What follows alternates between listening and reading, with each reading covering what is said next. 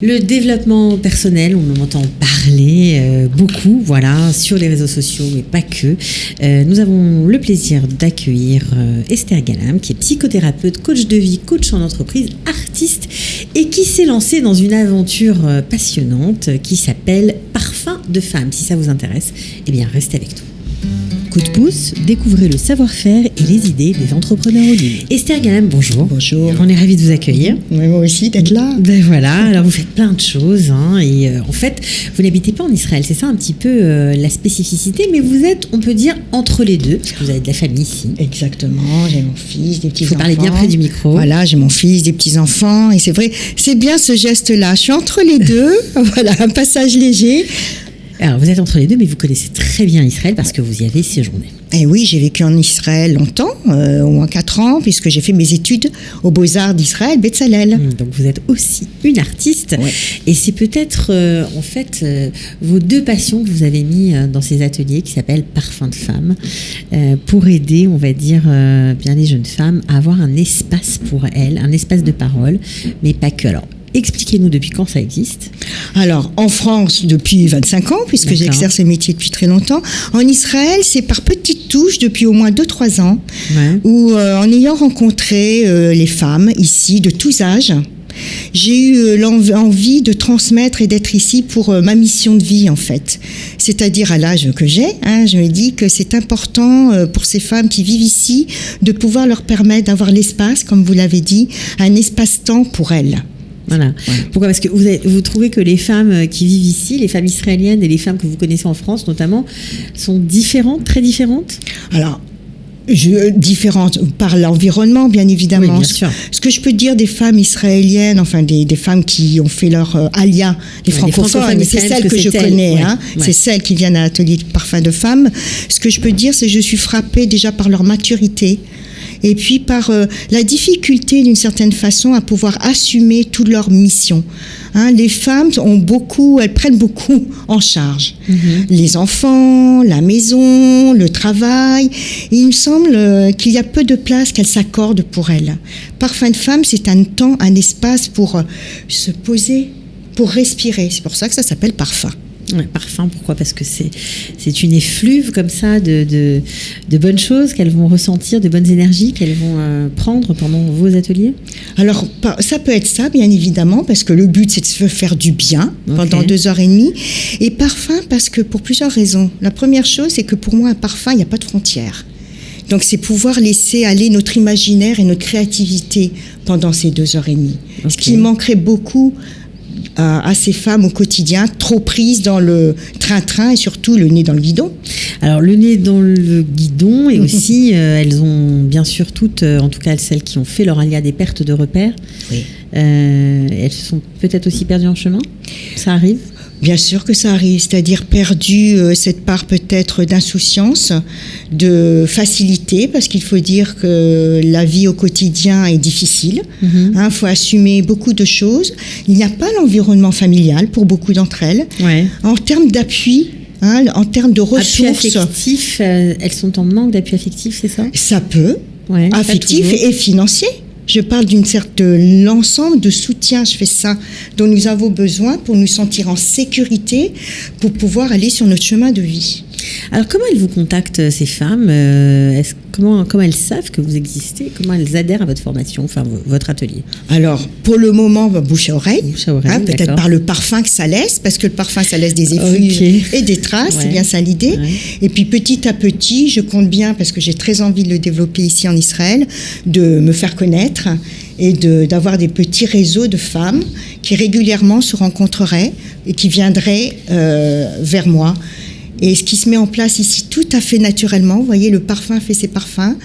Les femmes qui ont participé aux ateliers proposent de réinviter chez elles, quand je viens, d'autres femmes pour créer des petits groupes. Alors, ce sont des petits groupes de 8 personnes, oui. C'est pas très cher. Pas cher. Pour 2h30 ? Oui. 120 shekels. 120 shekels. Voilà. Oui, c'est important pour moi. Pourquoi ? C'est ma mission, comme je l'ai dit. C'est votre participation pour donner un peu de bien-être aux femmes d'Israël ? Oui, c'est ma place. c'est ma place et j'ai envie de faire participer et de faire profiter de mon expérience. Alors, qu'est-ce qu'on fait pendant ces ateliers? Parce que, voilà, vous parlez, ça paraît un peu secret, comme ça, on se demande, des effluves. Vous faites quoi?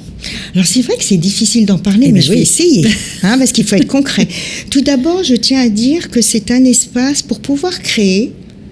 Parce que oui, elles vont créer. Quand on dit atelier, il va y avoir une réalisation concrète. Voilà, exactement. Créative. Voilà, parlons un objet ou quelque chose concret. Ça peut être par le biais de l'écriture, par le biais de la terre, par le biais de la peinture, du collage, de la photo, du mouvement, d'objets. Mais c'est le but du jeu ou c'est juste un support pour vous? Le but du jeu, c'est de s'exprimer avec et seul, c'est-à-dire de pouvoir laisser surgir des choses qui sont en moi. Je ne sais même pas que j'ai ça en moi, cette préoccupation. Je dépose des questions qui peuvent m'encombrer pour m'alléger, repartir avec l'envie de parcourir mon chemin. C'est la petite voix que ces femmes portent en elles, avec elles discutent toutes seules, entre soi et soi. Ça me va bien, cette petite voix. Vous savez, on se parle toutes, on a toutes ces petits vélos mentaux. Et c'est difficile de rester toute seule avec ça. Parfois, il faut que ça sorte. Je dis parfois, tout le temps, il faudrait que ça sorte. Cependant, l'important, c'est en amont de tout cela, il faut accueillir dans un cadre qui soit bienveillant pour pouvoir se lâcher. On ne crée pas comme ça... Il faut d'abord se sentir en sécurité. Et c'est ce que permet l'atelier en démarrage. On se présente avec respect et d'une façon créative. D'une façon créative. Et puis bon, c'est 8 personnes qui ne se connaissent pas au départ. C'est sûr que pour dévoiler des choses personnelles, bon, c'est peut-être pas obligatoire. Justement. C'est pas obligatoire, c'est pas intrusif. Justement, on ne se dévoile pas. Voilà, c'est ça. On laisse venir par le biais des doigts. Justement, c'est pas que par la parole. Lorsqu'on est en train de peindre... à partir d'une carte postale qui m'a inspirée, on ne sait pas pourquoi ça m'amène à peindre un oiseau.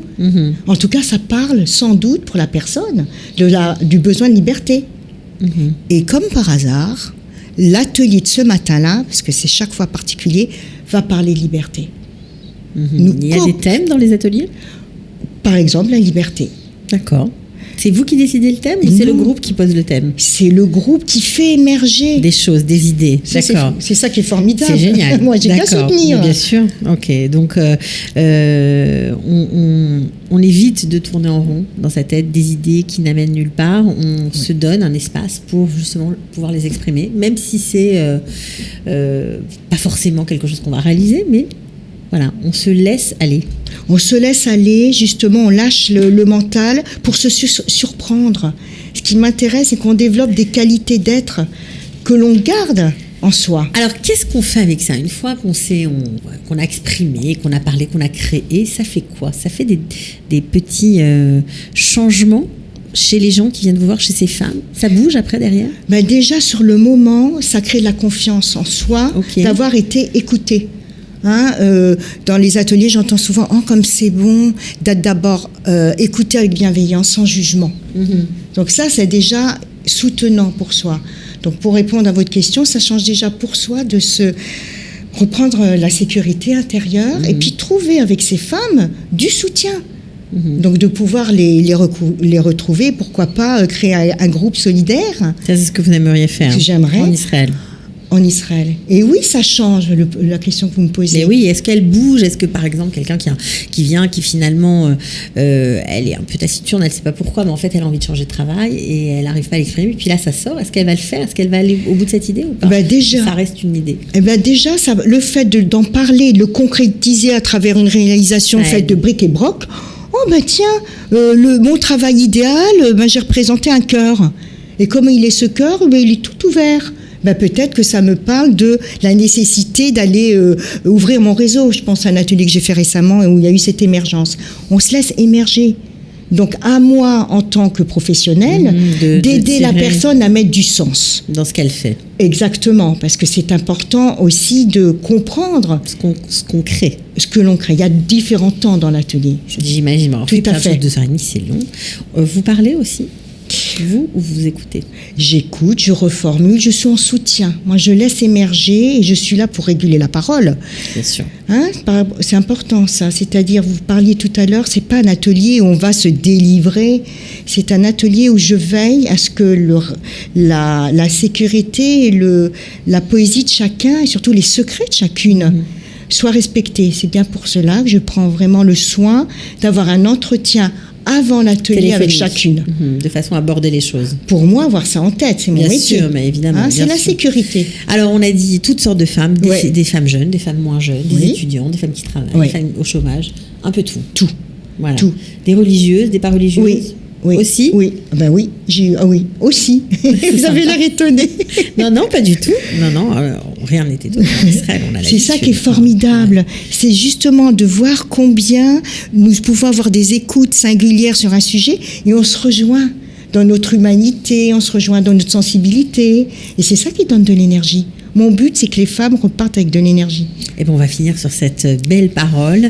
Merci beaucoup Esther Galam. Voilà, alors si on a envie de vous découvrir, de venir assister à ces ateliers, vous revenez bientôt, je crois. Je reviendrai fin octobre. Voilà, pour recommencer d'autres ateliers. Oui. Comment on fait pour vous contacter sur Facebook? Sur Facebook. Esther Galam. Voilà, Esther Galam, je vais communiquer. Et puis je pense que je vais ouvrir un Facebook Israël. Ouais. Et puis par Qualita, enfin j'aurai des réseaux et en tout cas par Facebook. On pourra vous trouver. D'accord. Bon, en tout cas, merci beaucoup. Merci à vous. Et bon parfum. Ben voilà, on s'est parfumé avec vous.